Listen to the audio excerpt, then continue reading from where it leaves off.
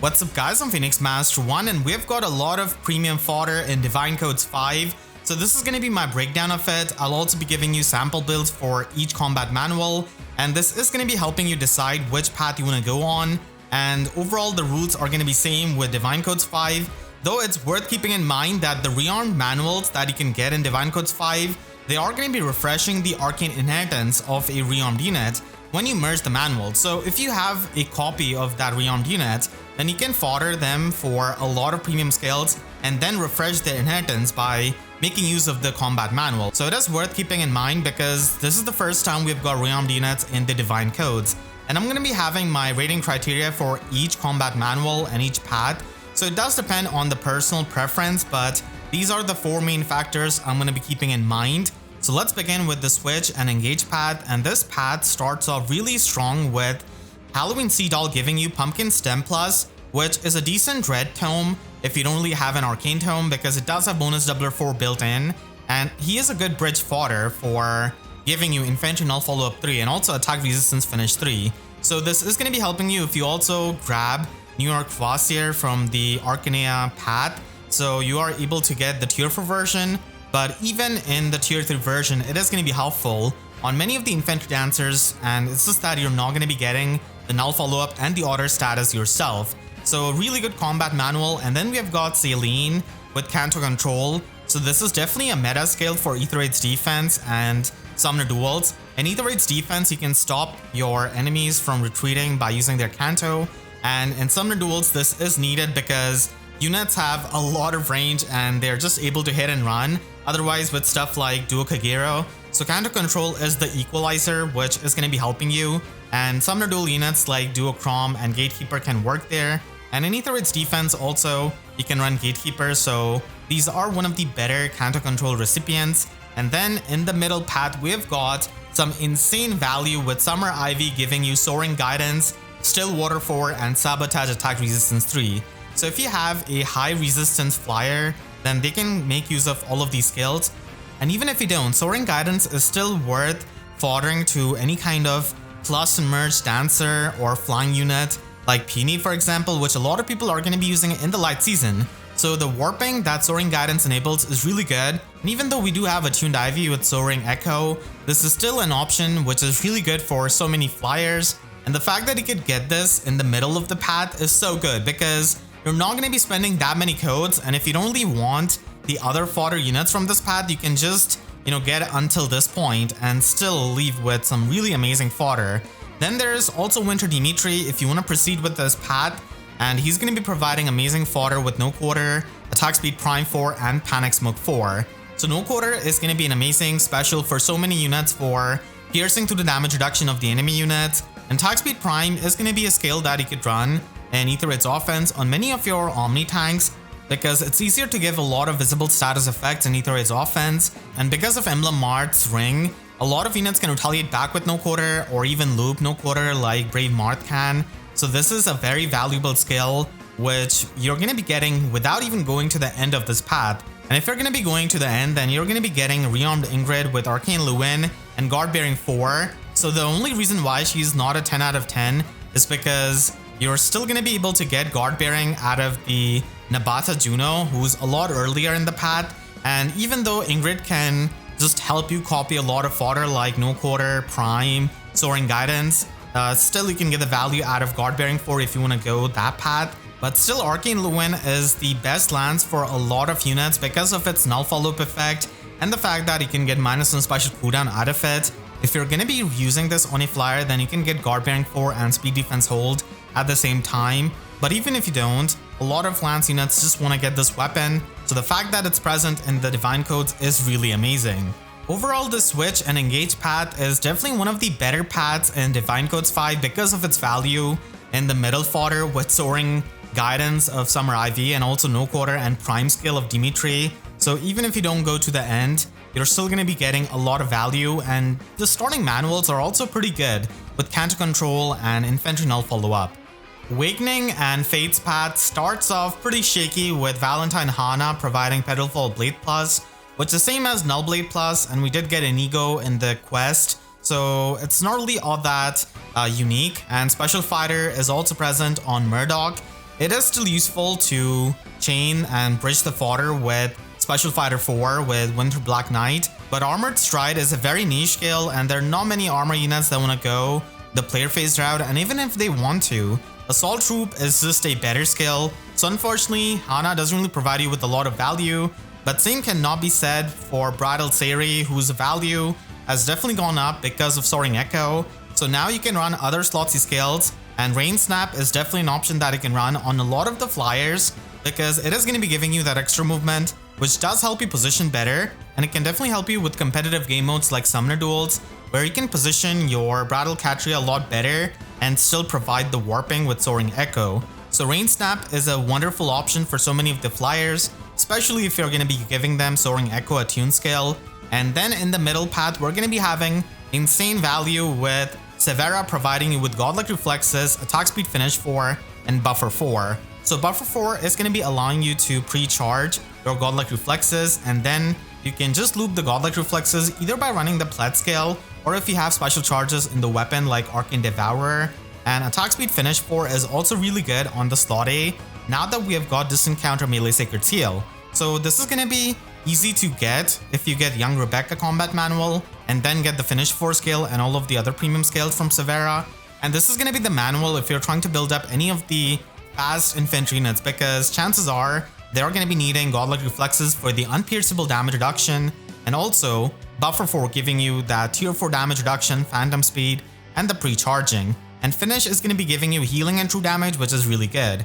And then the path is going to be decent with Brave Corrin providing you Counter Roar 4, which is definitely a good skill for many of the Dragons and Beast units. Armor Flow and Attack Speed Far Save is still a pretty good option for many of the ranged save units or units who have higher resistance, but a lot of the times she's going to be used for Counter Roar 4 because it's such a good skill on so many of the Dragon units, especially if you stack it up with the other damage reduction or true flat damage reduction, which is not pierceable like Dragon Stone Plus on this kind of newer female Kana. So it's certainly a very useful skill. And then finishing off the path, we've got Rearmed Lucina, who's going to be providing you with Arcane Thrima, which is easily the best axe for so many of the units. And she's got Attack Speed Clash 4, Speed Defense Snag 4, and Alarm Defense Resistance. This could be useful if you're a big Brave Crom user, and this can also be useful on so many of the axe units because Arcane Thrima does have the debuffs, it does have the tempo effect, and it also has the full null follow-up for the faster units.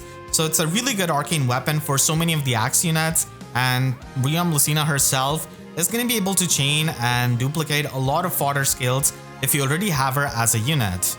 The Tellius path starts off decently well with Florid Knife Plus on Thief Sothe, which is going to be a decent inhittable dagger, and he also provides you with Harsh Command Plus, which is going to be useful in Arena as a high scoring assist, and then Attack Defense Rain is going to be helpful on many of the bulkier flyers like Ashnard, so whenever we get Attack Defense Rain as a Sacred Seal, it could be used to stack up the Rain effect, and with the Refine that Ashnard has got, he can just stack up a lot of attack and defense debuffs and function as an amazing support unit. And then we have got Ninja Heather providing you with Speed Defense Ruse 4 and Remote Sparrow, and also Rally Attack Speed Plus. So Speed Defense Ruse 4 is mainly useful in Aetherite's offense against the Bridal Catria teams. So if you don't have a Lumera, then you can run this on your Milla, for example. And in Astro Season, Hector is going to be one of the best users of the Ruse 4 skill. Unfortunately, the thing is that you're going to be facing a lot more high threat range teams like Flyer Lines and Cav Lines instead of facing the Bridal Catcher teams because they're not really as strong as they used to be before. Head and run teams are really strong, and so are Gale Force teams. So a lot of times you're not going to be facing Bridal Catcher teams where the Schism status of Ruse 4 scale would have been really useful. So you might see some diminishing returns, but still it's an amazing support option for any kind of unit who wants to function with a rally skill. And in the middle of the path, we do have Winter Black Knight providing Distant Dart, Special Fighter 4, and Defense Res Far Save. So Special Fighter 4 is definitely not as good as Weaving Fighter or Hardy Fighter, but it can be a decent sloppy skill if you want to get the healing out of it and also get the guard effect and the special charges. The thing is that we do have Special Fighter as a Sacred Seal, and the healing is not the biggest deal because we can outsource the healing to other units like Gatekeeper, for example. So Special Fighter 4 is not going to be standing out too much on many of the armor builds, but still it could be an option. And Distant Dart is a pretty good distant counter skill if you don't really want to run the prime skill or if you don't want to run distant counter melee sacred seal. Unfortunately, he doesn't really provide the attack speed variant of the far save, which would have been a lot better, and the best unit out of this path is definitely going to be Brave Soren because he has got such universally useful fodder in Flare, Magical No Follow-Up, and Time Pulse 4. So on any kind of fast infantry mage, you're going to be getting a lot out of this fodder, and Flare is going to be a good healing special that infantry mages do have access to. And nowadays we have so much damage reduction that having a damage reduction piercing slot B skill is going to be helping you quite a lot. And because you don't really depend on your specials for the damage reduction piercing, it is going to be helping you against many of these Scowl weapon users. And Magical No Follow-Up is going to be stacking up multiplicatively if you already have some damage reduction piercing like Brave Marianne does. So you're going to be able to pierce the damage reduction by 75% without any kind of special on just your regular hits. And this is going to be the path that you want to go for if you're building up a fast infantry mage.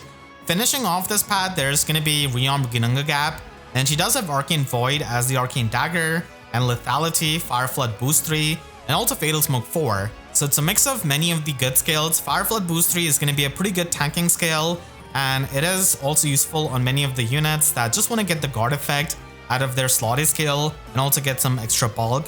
Fatal Smoke 4 is going to be helpful in either its defense, where against the non-special miracles like of Legendary Mele you're able to just deny that. And Arcane Void is going to be the main weapon for a lot of dagger units. Unfortunately, because she's a range cavalier, she doesn't really have a lot of skills that she can duplicate with and give you that value as a rearmed unit.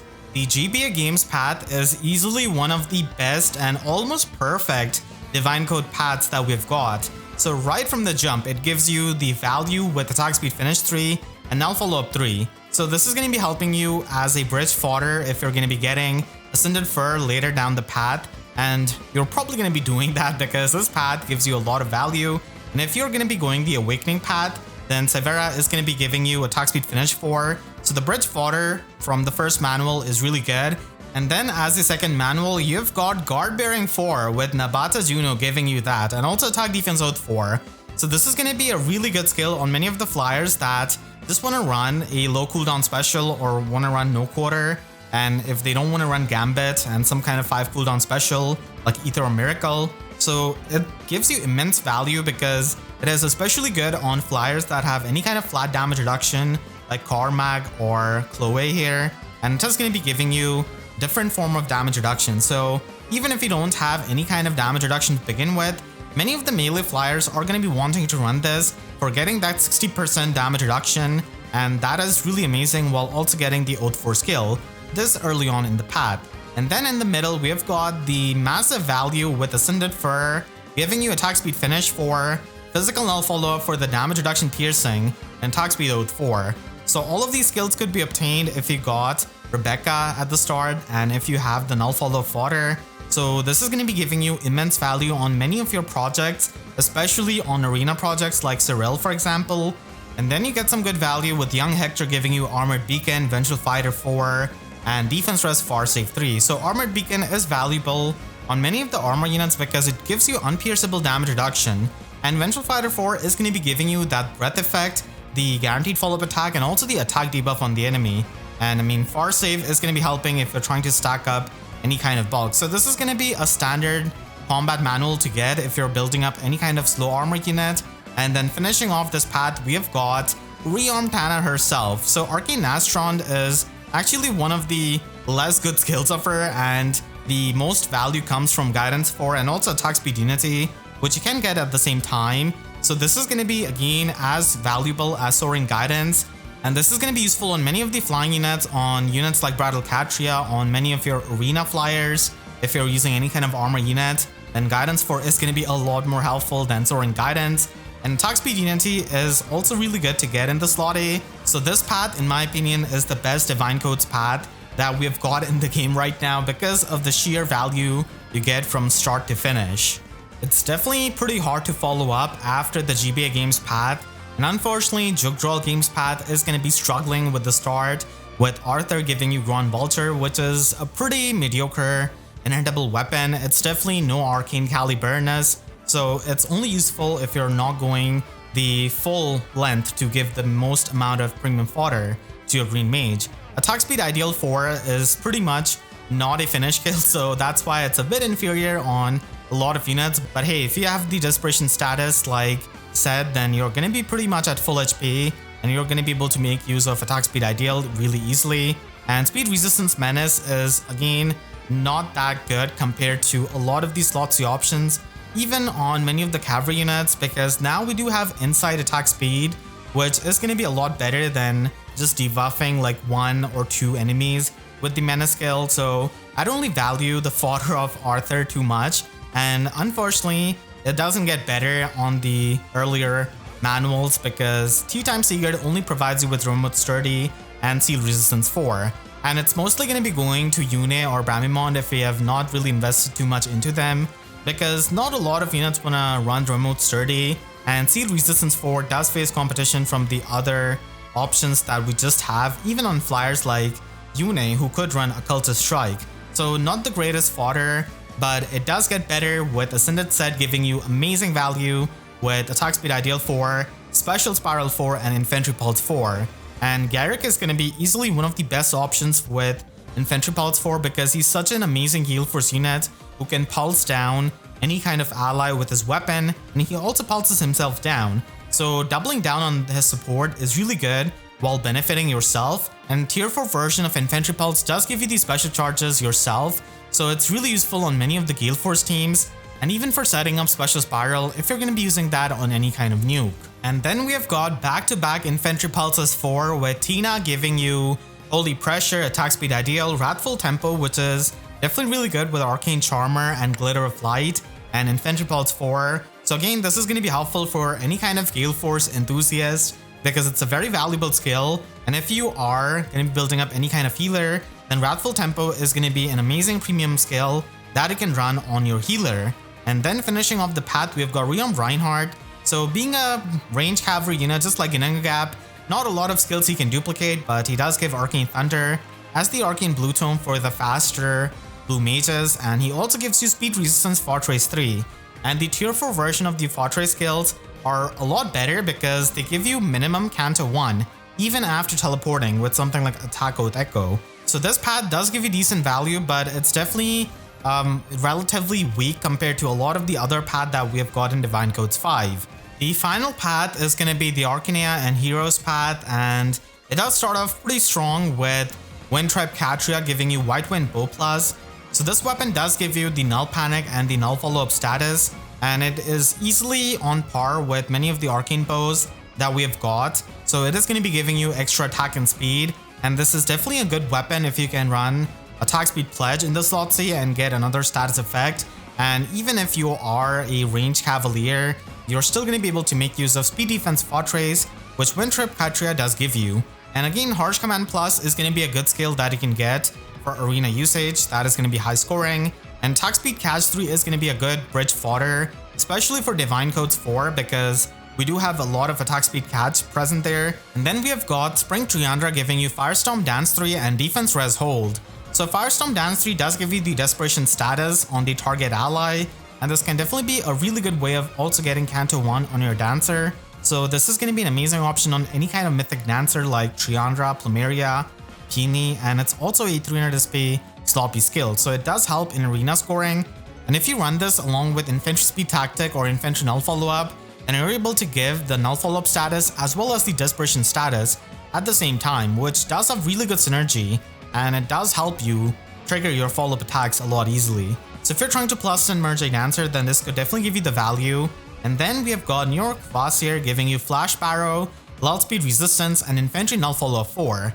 So Flash Barrow is going to be helpful for many of the nukes and also for the Gale Force teams. And then Lull Speed Resistance is mainly there as an Aether Raid's defense skill. It's going to be competing with many of the other better options, but Infantry Null Follow-Up 4 is an amazing slot C option, especially for arena usage because you're able to get the Null Follow-Up status on your unit yourself and also get the Order status. So it is going to be enabling the warping, and also you're going to be able to support your allies while also getting the status yourself. So it's going to be an amazing fodder for many of the dancers, for arena merge projects, and on any kind of support unit that wants to get the status themselves.